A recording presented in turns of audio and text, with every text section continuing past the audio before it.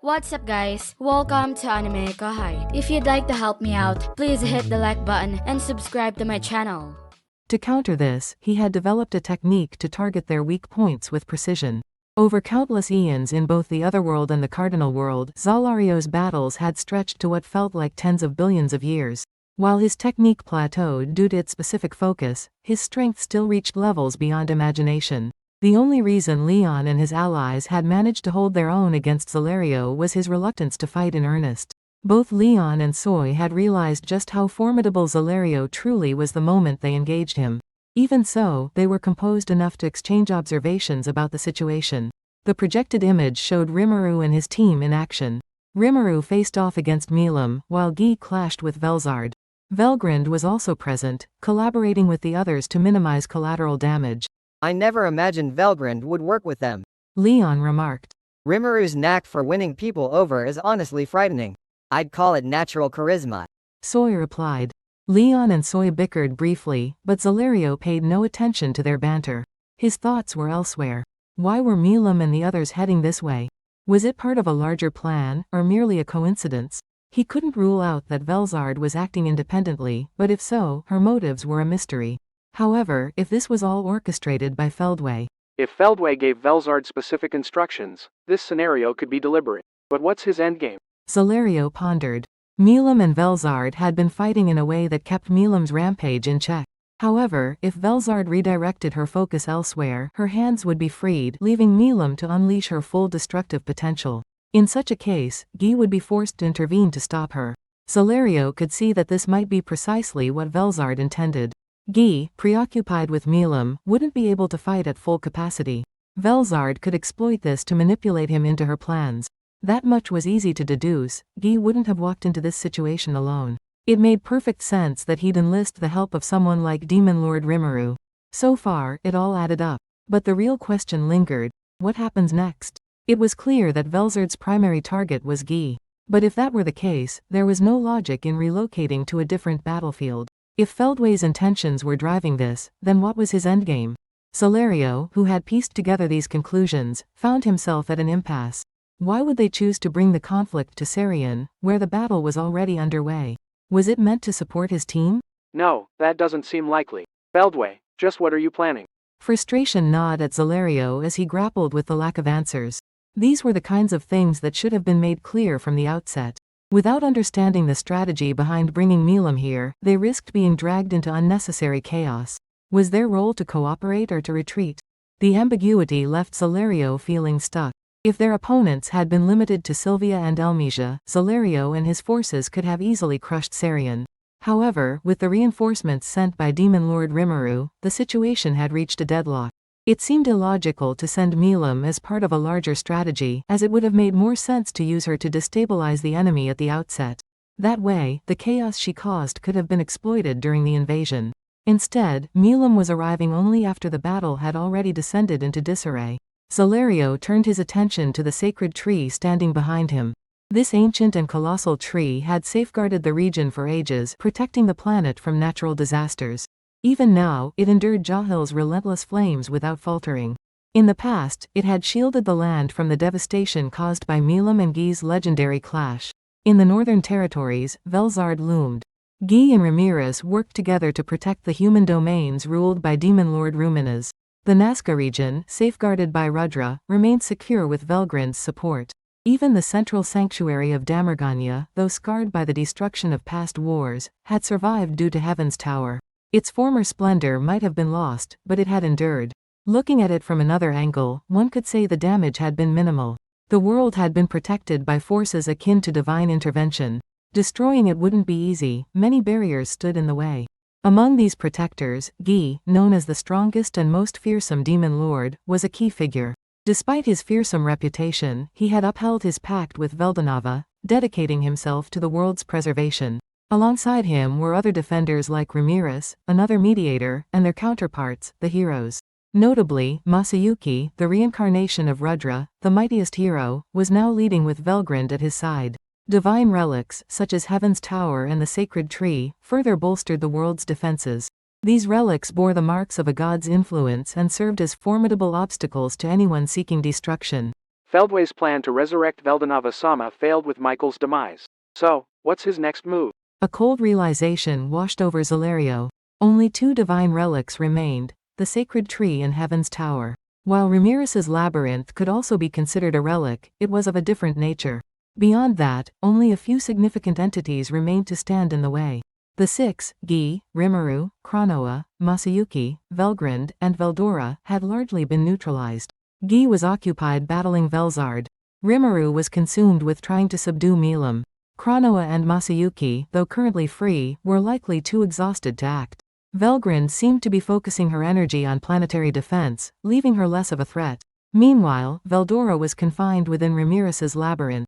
Although Feldway's attempts to kill Veldora had backfired, trapping him in the labyrinth was a tactical victory. If Zalario's assumptions about Feldway's objectives were correct, then their progress toward that goal was advancing steadily. This is bad. Zalario thought grimly. To be honest, he had no desire for destruction. If it came to it, he would rather perish alone than be complicit in the annihilation of the world.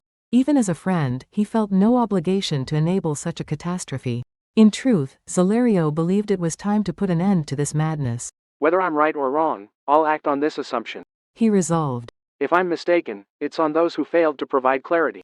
Having made up his mind, Zalario began reconsidering his approach. As he scanned the battlefield, his gaze landed on Benimaru, who was commanding the Magus with remarkable authority. Impressive work. Zalario thought to himself. Benimaru had masterfully balanced countering Jahil's threats while also laying the groundwork for the impending natural disaster. By comparison, Jahil's actions seemed petty. For Zalario, who harbored little respect for Jahil, this realization left him with a favorable impression of Benimaru. That sealed it for Zalario. He had made up his mind. Turning toward Leon and the others, Zalario began speaking. As you're likely aware, I'm not entirely free. While I've managed to regain some control, Michael's influence over me remains. What exactly are you getting at? If you've been in a similar position, then surely you already understand. You're asking for help to break free from that control. Sharp as ever, that's exactly it. Zalario, in his usual unhurried tone, proceeded to offer a suggestion. Benimaru had assumed leadership of the Magus forces. Even with Elmisia's approval, the knights were uneasy. Their dissatisfaction was understandable. After all, why should they accept orders from someone outside their homeland? Benimaru could see where they were coming from, but there was no room for arguments now. Elmisia had handed over command for a reason, and even Duke Elalud begrudgingly accepted the situation. The knights, though elite and highly decorated, knew better than to resist. They'd seen what Milam was capable of and understood that defying orders could lead to their annihilation. Milam-sama truly is terrifying. She's already reshaped the Kushta mountain, and if left unchecked, this region will face the same fate. I have to give it everything I've got to stop that. Benimaru steeled himself. Rimuru's directive had been straightforward: anticipate Milam's movements and redirect them.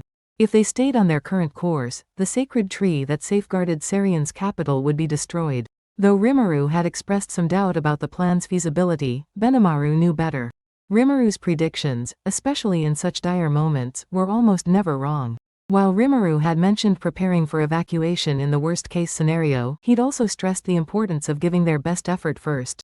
The Magus Knights were pivotal. Rimuru had explained that if they pooled their power and attacked Milam together, they might succeed in distracting her briefly. There was no need to worry about harming her. Victory wasn't the goal, just buying time. Not that anyone believes they could actually hurt Milam. Benimaru allowed himself a small, wry smile before refocusing. He addressed the knights Elalud had been working hard to convince. Listen carefully. If we don't act, this land will face an unprecedented catastrophe.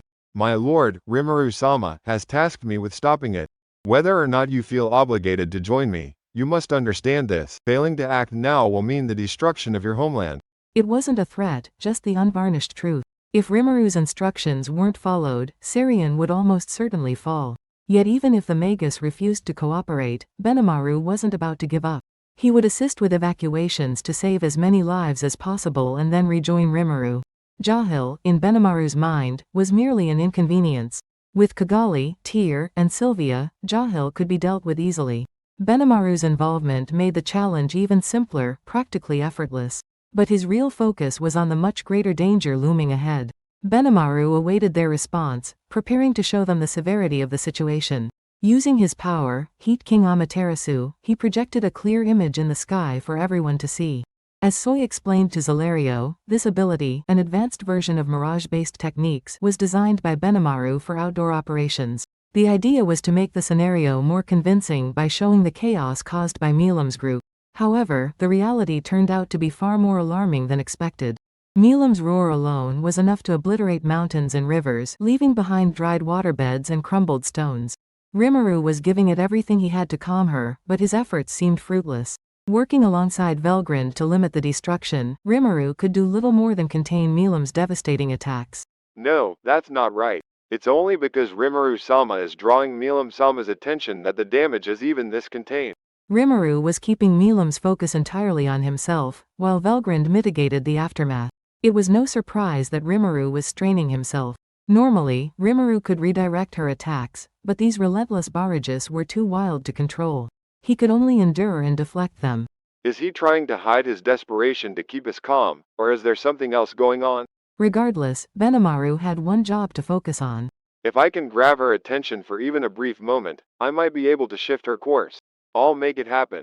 Taking a deep breath, Benimaru prepared for what might be his most reckless gamble yet. Failure would bring catastrophic consequences, potentially the destruction of the world. A big thanks to the AnimeKouhai patrons who made this video possible. Jared Bressler, Speed Saber, Curtis Loban, Judah Herrera, Just a Guy, Miss L.W. Hernandez, Jason Martin, Zach Rosen, Jerry Sladek, Ray Perez, Jay, Donald Williams, Day of Light, John M, Godman Gaming, Markithian Tidwell, Adrian, Kumo, T. Bush, JV, Thomas, Christ, Joshua Cousins, Jose Hernandez, Khalid, Christian Deshazer, Divine C. Harris, Montyboy 98, Ruben, Yuki Iki, Gray, Isaac, Koala King 93, Quilly Buckner, Alver, Normal Defate, Joshua Andrade, Gary Miles, Dragon Spawn 666, J. Rule, Nate, Leiron Sangkap, Lucas Guet, Jason Martin, Foolish Prophets, Sky T, Andre Hamilton, Martin Ramos, Emperor WSA, Miko Espinosa, George Hage, Gobi Lin, Pratik Bandari, Ara Dare, Faiz Mansour, Jackson Early, Carl Stephen Bernadal, Gareth Hashimoto, Steven Madison, Marl Barsha, Ralph Ignacio, Efrain Hernandez, Luca Gaming WTF, William Locke, Kamal Luke, Elvin Quarty, Ian Sikibiol, Thanacorn Lee Sawat, KACP9R, The Harv, Drayden Yamauchi, Karam Faraj, Joshua Wolf, Ace Ventura. Thank you so much for helping out. I'll see you guys in the next video.